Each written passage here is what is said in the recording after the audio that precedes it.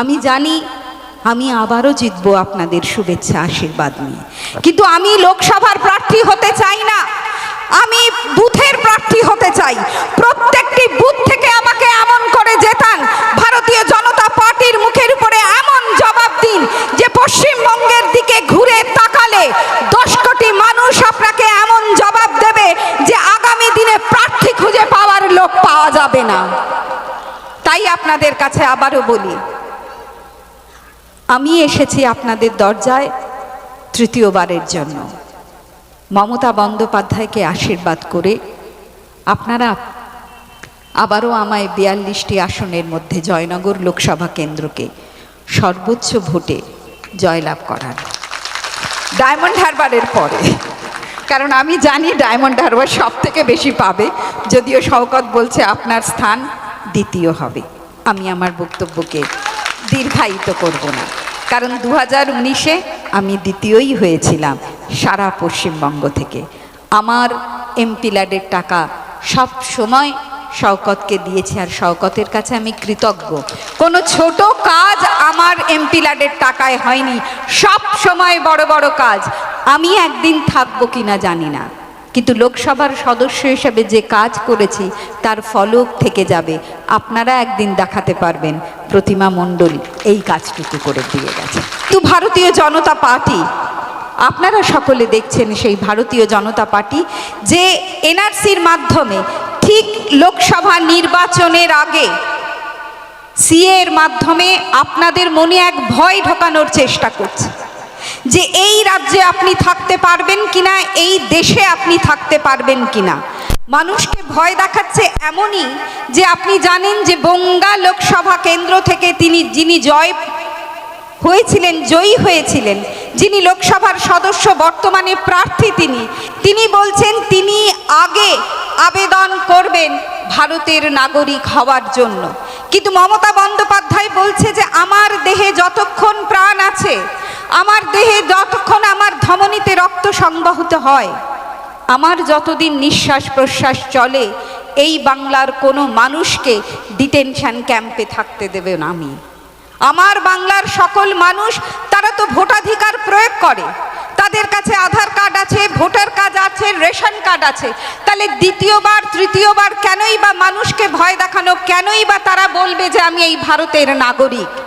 আর কেনই বা ভারতীয় বিজেপি জনতা পার্টি, ভারতীয় জনতা পার্টির একজন এমপি বর্তমানে প্রার্থী, তিনি কেনই বা ভয় পেয়ে বলছেন আমি আগে নাগরিকত্ব পাওয়ার জন্য আবেদন করব? অর্থাৎ সেখানকার মতুয়া সম্প্রদায়, অর্থাৎ নমশূদ্র যারা আমার মতো তপশিলি জাতির পরিবারের, যারা ভেবেছিল সিএ এনআরসি করলে ভারতীয় জনতা পার্টিকে ভোট দেবে, তাদের মধ্যে ভয় ঢুকেছে যে আবারও তাদেরকে ডিটেনশন ক্যাম্পে যেতে হবে, আবারও তাদের নাগরিকত্ব নিয়ে প্রমাণ দেখাতে হবে। যদি আপনার কাছে সঠিক কাগজপত্র না থাকে তাহলে আপনাকে প্রমাণ দিতে হবে। আর মমতা বন্দ্যোপাধ্যায় বলছে কেন প্রমাণ দেব? কারণ আমার নাগরিক 10 কোটি জনগণ, আমার যারা পশ্চিম বাংলার, তারা 2011 সাল থেকে শুধু নয়, যবে থেকে পশ্চিমবঙ্গের সারা ভারতবর্ষে ভোট প্রচলিত হয়েছে তবে থেকে তারা ভোট দিচ্ছে, তাদের কাছে সকল কিছু রয়েছে, সকল পরিচয়পত্র। তাহলে কাউকে পরিচয়পত্র দেখাতে হবে না। আপনারা জানেন কিছুদিন আগে আধার কার্ড বাতিল করে দেওয়া হচ্ছিল, এবং যে 5 জন সাংসদ দিল্লিতে গিয়েছিলেন তার মধ্যে আমি একজন ছিলাম। সুখেন্দু শেখর রায়ের নেতৃত্বে আমি, রাজীব কুমার যিনি নির্বাচন কমিশনার মুখ্য, তার কাছে গিয়ে বলেছিলাম ঠিক লোকসভা নির্বাচনের প্রাক্কালে আধার কার্ডকে বাতিল করে দেওয়া হচ্ছে, পশ্চিমবাংলার মানুষের মনে ভয় দেখানোর চেষ্টা হচ্ছে যে ভোটার তালিকা থেকে তাদের নাম বাদ চলে যাবে, তারা হয়তো ভোটাধিকার প্রয়োগ করতে পারবে না। তাহলে আপনি নিশ্চিত করুন যে শুধু আধার কার্ড নয়, অন্যান্য পরিচয়পত্রের মাধ্যমে তারা যেন ভোটাধিকার প্রয়োগ করতে পারে। এবং আমাদের সেই দাবিতে মাথা নত করে বলবো না, তারা চাপের কাছে নতি স্বীকার করে সে কয়েকদিনের মধ্যেই বলেছিল 11টি পরিচয়পত্র নিয়ে গেলেই হবে, শুধুমাত্র আধার কার্ড লাগবে না। তাহলে কেন বাংলার মানুষকে বারবার করে ভয় দেখানো? 2021 সালে আপনারা জানেন মমতা বন্দ্যোপাধ্যায়কে মাটিতে মাথা নত করে দেওয়ার মতো করে এমনভাবে বক্তব্য রেখেছে দিদি ও দিদি বলে, বাংলার মানুষ সেটা মেনে নেয়নি। অমিত শাহ এসেছিলেন, নরেন্দ্র মোদী প্রায় এই পশ্চিমবঙ্গকে পর্যটন স্থল বানিয়ে ফেলেছিল। সেন্ট্রাল গভর্নমেন্টের এমন কোনো মন্ত্রী ছিল না যারা এখানে আসেনি, এবং তারা এসেছিল, বলেছিল ইসবার 200 পার। কিন্তু বাংলার মানুষ মমতা বন্দ্যোপাধ্যায়কে আশীর্বাদ করেছে, তৃণমূল কংগ্রেসকে সম্মান দিয়েছে, তৃণমূল কংগ্রেসকে মাথায় করে ধরে রেখেছে। দিদি সেদিন বলেছিলেন যে আমি আবারও নবান্নে যাব, তৃতীয়বারের জন্য বাংলার সকল ভাইয়েরা আমার পাশে আছে, আমাকে আশীর্বাদ দেবে। কিন্তু বাংলার মেয়েরা, যাদের জন্য এত করেছি, যাদের মেয়েদেরকে পড়িয়েছি কন্যাশ্রী দিয়ে, যাদের মেয়েদের বিয়ের জন্য রূপশ্রী দিয়েছি, যাদের ঘরে কেউ সন্তান যদি প্রতিবন্ধী হয় মানবী হিসাবে তাদের অন্ধের যষ্টি হয়েছে, যদি তাদের পরিবারে কেউ অসুস্থ হয় সেই পরিবারের রোগীর শিয়রে দাঁড়িয়ে স্বাস্থ্যসাথী প্রকল্পের মধ্য দিয়ে আমি তাদেরকে সাহায্য করেছি, সমব্যথীর মধ্যে দিয়ে আমি শ্মশান যাত্রী হয়েছি, আমি কবরস্থানে গিয়েছি। সেই মমতা বন্দ্যোপাধ্যায় আমি 50% মেয়েদের রিজার্ভেশন দিয়ে পঞ্চায়েতে দাঁড়ানোর ব্যবস্থা করেছি। আমি পড়াশোনার মাধ্যমে যাতে তারা বিডিও হয়, যাতে তারা শিক্ষক হয়, শিক্ষিকা হয়, ইঞ্জিনিয়ার হয়, তার ব্যবস্থা করেছি। আমি মমতা বন্দ্যোপাধ্যায় বলেছিলাম বদলা নয়, বদলে দেব গো, পরিবর্তন এনে দেব, হিংসা নয়, কুৎসা নয়, মারামারি নয়, হানাহানি নয়, আমি বাংলায় নতুন সূর্য এনে দেব। করেছেন দিদি। পানীয় জল, কখনো ভেবেছিলেন আপনার ঘরের কাছে আপনি কল খুললে পানীয় জল পাবেন? আপনি যে রাস্তা দিয়ে চলেন, আমি তো জীবনতলার ওখান থেকে প্রত্যেকটি রাস্তা, যদি বলি আঁচল দিয়ে আমি কুড়িয়ে নেব ভাত, পারি আমি। রাস্তা এত ভালো করে দিয়েছে শওকত মোল্লা বিধানসভায় আসার পরে। আপনার রাস্তা হয়নি, পানীয় জল হয়নি, সমস্ত স্কুল কলেজগুলোর বিল্ডিং ভালো করে দিয়েছে। কি না দিচ্ছে দিদি আপনাদের, আমার এমপি ল্যাডের টাকা থেকে আমি সব কাজ করে দিচ্ছি।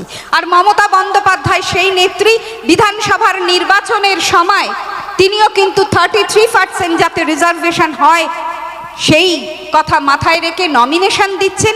এমপিদেরকেও এবারে 28% নমিনেশন দিয়েছেন। আর ভারতবর্ষের প্রধানমন্ত্রী এই কিছুদিন আগে আমাদের পার্লামেন্টে উইমেন রিজার্ভেশন বিল এনেছেন, কিন্তু এবারে দেখুন তাদের যে তালিকা বেরিয়েছে মাত্র 14% হচ্ছে মহিলাদের সংরক্ষণের কথা। দিদি বলেছিলেন আমার টাকা নেই, আমি এমএলএ কেনাবেচা করতে পারবো না, ওদের অনেক টাকা আছে। তাই আমার মেয়েরা, তাদের কাছে আমার আবেদন, 2021 সালে আমি তো আবার নবান্নে যাব, কিন্তু আমার 200-রও অনেক বেশি সিট পেতে হবে, আর এই মেয়েরাই আমায় এগিয়ে দেবে। তাহলে এই মেয়েদেরকে আমি লক্ষ্মীর ভাণ্ডার দেব, যাতে স্বামীদের কাছে টাকা চাইতে না হয়, ছেলের একটু দুধের জন্য বা বাপের বাড়িতে মায়ের জন্য একটু শাড়ি নিয়ে যাওয়ার জন্য। তাহলে সেই মেয়েদের কাছে মমতা বন্দ্যোপাধ্যায় কথা দিয়েছিলেন, 21-এ 200-রও বেশি আসন তাকে দিয়েছিলেন, 213টা। 2011-এ 187, 2016-এ 211, আর 2021-এ 213টি। 7টি উপনির্বাচন হয়েছে, 7টা আমাদের। মমতা বন্দ্যোপাধ্যায় কিন্তু লক্ষ্মীর ভাণ্ডার আপনাদের উপহার দিয়েছে। আর আপনারা জানেন, এই সেদিন বাজেট হয়েছে, বলেছে যারা 500 পায় তারা সবাই 1000 পাবে, আর তপশিলি জাতি উপজাতি পরিবার তাদেরকে বলেছেন যারা 1000 পায় তারা 1200 পাবে। মমতা বন্দ্যোপাধ্যায় শুধু দেয়, কথা রাখে। আর যারা বলেছিল 15 লক্ষ টাকা দেবে, 2 কোটি বেকারের চাকরি দেবে, আপনি বলুন টাকা দিন, ভোট নিন। আপনি বলুন চাকরি দিন, ভোট নিন। 2021-এ হেরে গিয়েছিল, তাই তো আমাদের 100 দিনের কাজের টাকা বন্ধ করে দিয়েছে। আর 100 দিনের কাজের টাকা কি?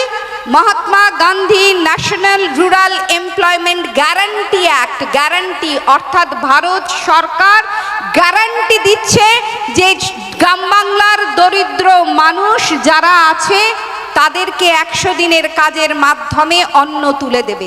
যে গ্যারান্টি তারা দিয়েছিল, এটা সংবিধান স্বীকৃত অ্যাক্ট হয়েছে, শুধুমাত্র হেরে গিয়েছে বলে বাংলা থেকে আপনার মুখের অন্ন কেড়ে নিয়েছে। তাই বলুন, মমতা বন্দ্যোপাধ্যায়, অভিষেক বন্দ্যোপাধ্যায় কথা দিয়েছিল আপনাদের অ্যাকাউন্টে 59 লক্ষ মানুষের অ্যাকাউন্টে টাকা গিয়েছে। তাই মমতা বন্দ্যোপাধ্যায় আবারও বলেছে, কথা আমি দিয়েছি, টাকা আমি দিয়েছি। ওরা বঞ্চনা করছে হেরে গিয়ে। 11 লক্ষরও বেশি মানুষ যাদের মাথার উপরে আচ্ছাদন কেড়ে নিয়েছে, আমি তাদের কয়েকদিনের মধ্যে টাকা জোগাড় করে কয়েক মাসের মধ্যে 11 লক্ষ মানুষের মাথার আচ্ছাদন দেব। আপনারা বলবেন না, এবারের ভোটের বাক্সে গিয়ে বলবেন না, বদলা নেবেন না আপনারা? না, হিংসার মাধ্যমে নয়, ভোটের মাধ্যমে। গণতন্ত্রের সব থেকে বড় উৎসব হলো নির্বাচন। সেই নির্বাচনে ভোট দেবেন না? চাকরি নেই, 100 দিনের কাজের টাকা দেননি, তাহলে ভোট আপনাদের নয়, তৃণমূল কংগ্রেসকে। আপনি আমার ঘরের মাথার উপরে নাম রয়েছে পঞ্চায়েতে, ঘর দেননি, ভোটও আপনার নয়, ভোট তৃণমূল কংগ্রেসে। বলবেন না, স্বাস্থ্যের ক্ষেত্রে, পরিষেবার ক্ষেত্রে টাকা দিচ্ছে না, ভোট আপনাকে নয়, ভোট তৃণমূল কংগ্রেসকে। আপনাদের বলি, আবারও আসবে, আর 5 বার এসে গিয়েছে, আবারও আসবে ভারতের প্রধানমন্ত্রী এবং আরও সকলে। আবারও আপনাদেরকে টাকার মাধ্যমে, তাদের প্রচুর টাকা, আমাদের অত টাকা নেই। মমতা বন্দ্যোপাধ্যায় মানুষকে পরিষেবা দিতে দিতে তিনি আজ অসুস্থ। আমরা সকলে তার আরোগ্য কামনা করি, যাতে তিনি দ্রুত বাংলার সর্বত্র চলে গিয়ে আমাদের জন্য আশীর্বাদ প্রার্থনা করতে পারে। কিন্তু আপনাদের কাছে করজোড়ে বিনম্র চিত্তে নতমস্তকে বলি, ভোট যখন দেবেন একবার ভাবুন, সংখ্যালঘু সম্প্রদায়ের মানুষকে, এই তো বিজেপির একজন নেতা কত খারাপ ভাষায় বলেছে সংখ্যালঘু মানুষদেরকে এনআরসি প্রমাণ করতে গেলে কি করতে হবে। আমার কেন, কোনো মানুষের মুখে আসতে পারে না সে কথা, আপনারা খবরের কাগজের পাতায় দেখেছেন। আর তপশিলি ভাই বোনেদের কথা বলি, আমি সকলের প্রতিনিধি, কিন্তু আমি তপশিলি পরিবারের মেয়ে। তাদের বলি, দ্রৌপদী মুর্মু রাষ্ট্রপতি, শুধুমাত্র তিনি তপশিলি উপজাতি পরিবারের, অর্থাৎ তপশিলি পরিবারের হওয়ার জন্য তাকে সংসদে পা রাখতে দেওয়ার অনুমতি দেওয়া হয়নি, তাকে সেই সম্মানটুকু জানানো হয়নি, তাকে আপ্যায়ন করেনি। উত্তরপ্রদেশে রাম মন্দির প্রতিষ্ঠা হয়েছে, যদি সেখানে তিনি পা রাখেন তাহলে কোনো ধর্মগুরুরা সেখানে যাবে না, ওরা শুধু আসে আপনাকে আমাকে ভোট নেবার জন্য। আজ বাবা সাহেবের আম্বেদকর সংবিধানকে বলছে পাল্টে দেব। তাই আপনাদের কাছে বলি যে আমাদের তপশিলি জাতি উপজাতি পরিবারের সকল লোককে ভয় দেখাচ্ছে, এনআরসির মাধ্যমে, সিএ এর মাধ্যমে নাগরিকত্ব কেড়ে নেবে। আমার আপনাকে সম্মান দেয় না, অস্পৃশ্য বলে মনে করে। সংখ্যালঘু পরিবারের ভাই বোনেদের ধর্মাচরণ করতে তারা আঘাত করে। তাই সকল মানুষের কাছে আবেদন, এবারের ভোট আপনার সম্মান রক্ষার ভোট। এবারের ভোট মমতা ব্যানার্জির সম্মান রক্ষার ভোট। কারণ তারা মনে করছে এটা সেমিফাইনাল, এখান থেকে যদি আমরা কয়েকটা সিট পাই তাহলে 2026-এ মমতা বন্দ্যোপাধ্যায়কে হটিয়ে দিয়ে তারা আসবো। অত সোজা, অত সোজা। যারা মানুষকে সম্মান দেয় না, যারা মানুষের রুজি রোজগার কেটে নেয়, যারা মানুষের মাথার আচ্ছাদন কেড়ে নেয়, তারা ভোটের কথা বলে। তাই ভয় পাবেন না, অনেক টাকা তাদের। আমাদের কাছে টাকা নেই, আমাদের কাছে শুধু উন্নয়ন আছে পরিষেবা দেবার জন্য। মমতা বন্দ্যোপাধ্যায়কে আপনারা আশীর্বাদ করুন। অভিষেক বন্দ্যোপাধ্যায় যে লড়াই করছে তাকে একবার আশীর্বাদ করুন। আমি জানি আমি আবারও জিতবো আপনাদের শুভেচ্ছা আশীর্বাদ নিয়ে, কিন্তু আমি লোকসভার প্রার্থী হতে চাই না, আমি বুথের প্রার্থী হতে চাই।